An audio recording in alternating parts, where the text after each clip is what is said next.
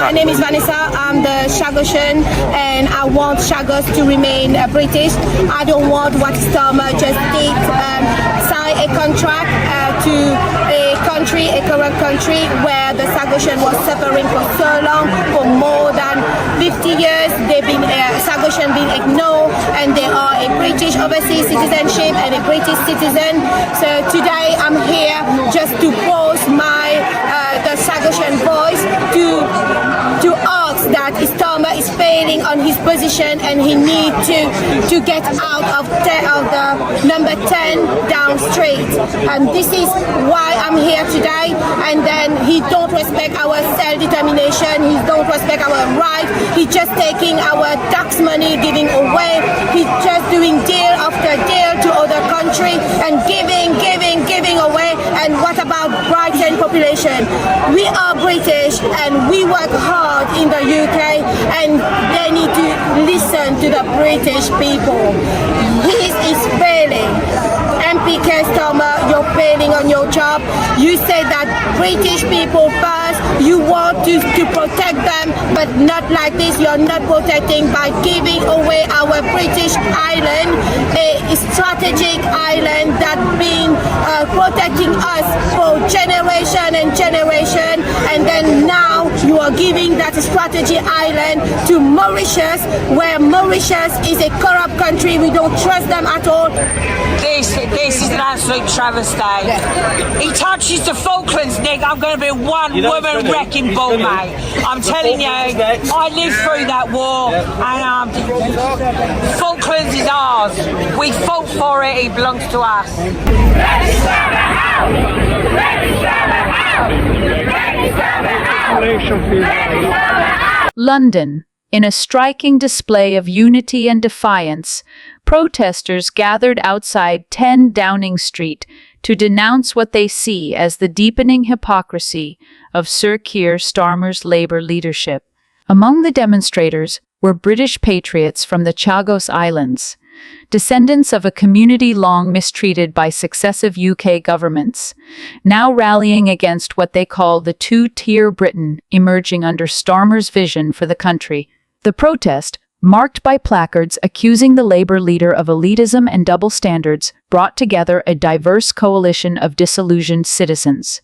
Working-class Britons, veteran campaigners for British sovereignty, and diaspora communities tired of being politically tokenized. The presence of Chagosian Britons sent a powerful message. For decades, they have battled for their right to return to their homeland and gain full recognition as British citizens. Now, they are turning their frustration toward a Labour Party they believe has betrayed its working-class roots in favour of technocratic centrism. Chants of "No more two-tier Keir" rang through Whitehall as demonstrators accused the Labour leader of talking tough on fairness while presiding over a party mired in contradictions.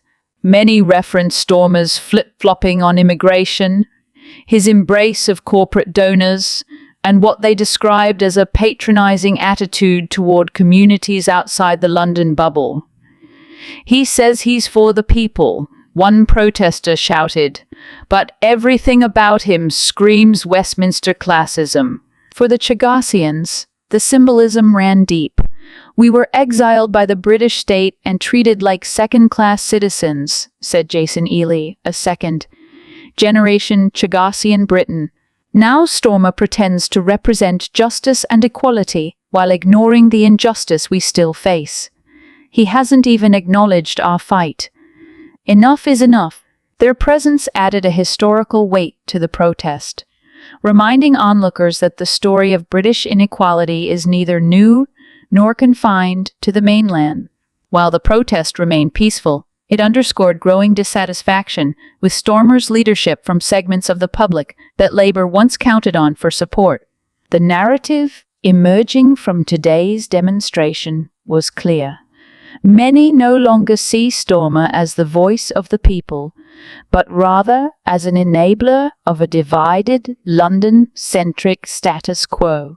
As Labour attempts to position itself as the government in waiting, today's protest was a potent reminder that unity cannot be demanded, it must be earned. And if Keir Starmer wants to lead a truly united Britain, he may need to look beyond the corporate boardrooms and Guardian editorials to hear the voices gathering at his own front door. Talking about this for 10 years. Not just the small boats, they're targeting British vehicles as well. So yeah, look, these people, as I go on all the time, once they get here, they will send for their family. And let's be honest here, them people are never going to work. They're going to be a net drain on the taxpayer for decades in this country. We're never going to deport them. Look, we're going to need interpreters for them when they go to the council, if they get in trouble by the police, if they go to a hospital or doctors, we're going to need to pay for interpreters. It's the taxpayer funding a new life for these people. They're not fleeing war. And this is the thing, France are not our friend. All this, we pay them hundreds of millions of pounds to stop this happening.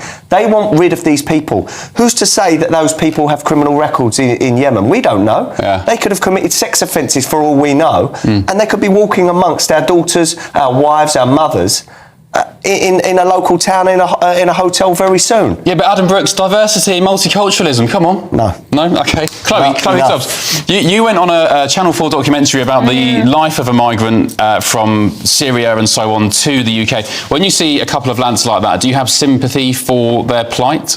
I have some sympathy for them, absolutely. I think that we saw in France, we saw some people were being told they needed to leave France and they were given letters saying they need to leave the country. It wasn't clear exactly in their case. They were saying, oh, we speak English. And I think, I'm sorry, but from that clip, it looks like they've got the same level of English as someone could learn on Duolingo in 5 minutes. They should just download Duolingo and start learning French, right?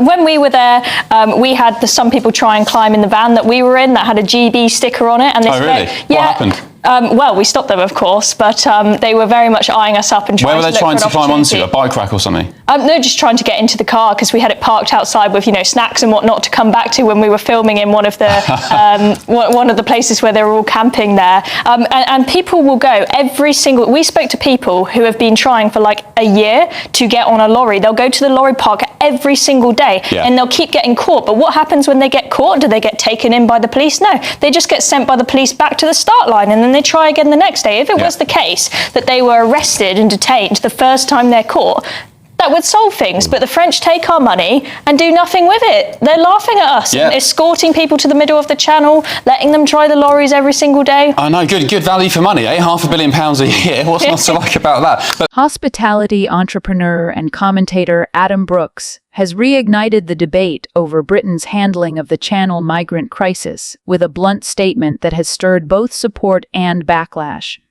The French are not our friends. The migrant crisis shows that.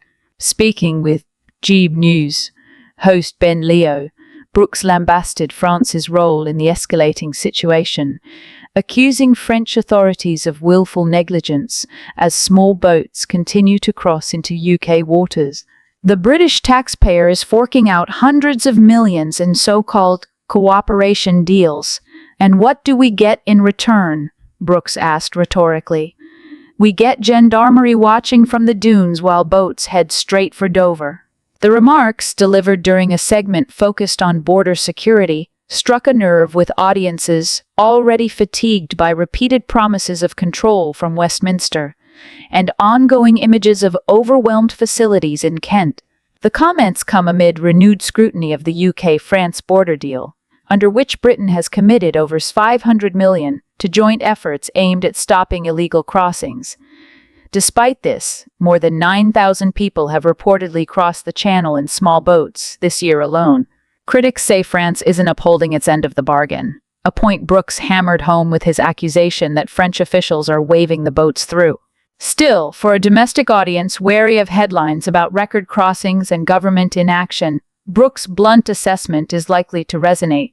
As the migrant crisis persists with no long-term solution in sight, more voices like his are pushing for confrontation over confrontation, over confrontation over conciliation.